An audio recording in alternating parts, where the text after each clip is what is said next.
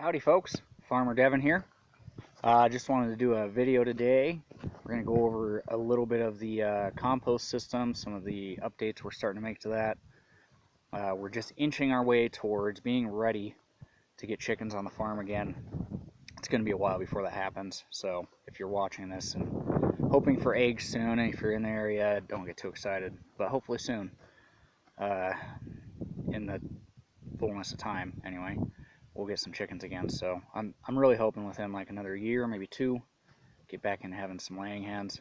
But what we did today is basically step one in getting the farm infrastructure up to scale and up to snuff, basically, so that it can handle having chickens in the way that I would consider acceptable in terms of chicken livelihoods, being able to express their chickenness, and land health and recovery and predation, keeping that low enough.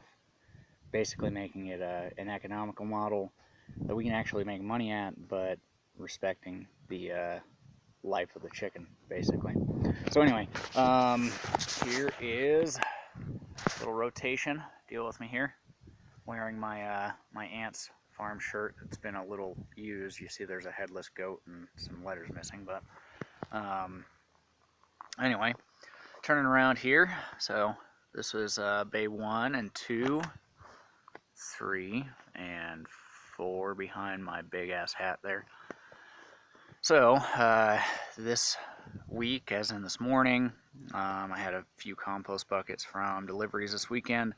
Got dumped in here with their charcoal components, and then covered up with some old bedding from the sheep bedding over, where's my finger, there on the other side of the fence. And then bay 3 here, flipped that over and then added some dry bedding and compost materials to the bottom of that. This particular bin had gotten a little waterlogged, so I've been kind of cheating a little bit and doing a little bit of irrigation in this area, trying to bring some of the grass back. A lot of it was really just trying to hydrate the compost piles a little bit, because I was finding that they were just bone dry all the way through, which, as we talked about in other videos, is just kind of part of how we do things here. But every so often I get a wild hair and decide to cheat a little bit and irrigate, so we got a little bit of water in there. But this particular bin in bay 3 here had gotten waterlogged up to almost about where the compost is now. Though when we scooped all that material out, there was really only like a millimeter, centimeter of water in the bottom, so most of it hydrated into the material pretty well. It wasn't really completely submerged, even though it kind of looked like that on the sides. But what that did result in is we have a pretty dark material this time. This actually really darkened and moistened quite well, but it did get a lot of flies in it. So we have some more parasites on the way, and whenever they get here, most of them are probably going to go in this pile, just to mitigate some of the flies that we bred with that. The other thing that we did today is I got these pallet structures, there it is, built in each of the bays. So you can see there's 1, 2, 3, and 4. And you see the ladder sitting there from the last one that I did. There's something else I'm going to do with all of these bays here, and I did it with the first one, but I just don't think it's a good idea to do it with the rest of them yet. It's early September. I'm going to live in town for a little bit in September, and I probably won't be putting compost into these bays until October sometime. October is kind of what I've decided arbitrarily is going to be one of the 2 months that I move these large piles and turn them.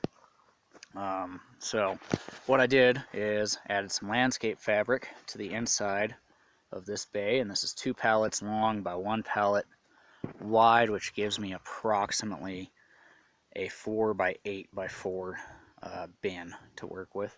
So landscape fabric is there to reduce how much wind exposure there is, hold the material in better even when it's fine, reduce the sun exposure just a little bit, and basically maintain the form of the compost and the humidity and moisture of it. So hopefully it will do that. But because Wyoming is the way it is, even though we're in a privacy fence here, I just don't trust this to really stay put for another month and a half or a month, depending on how long it takes me to get there. And so I did that one. I'm going to do those other 3 when we get to that point, and then I'll flip everything.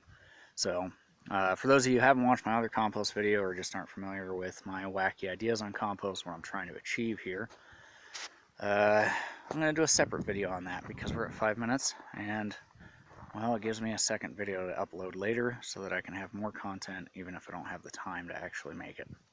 Anyway, thanks for watching, and we'll see you on the next one.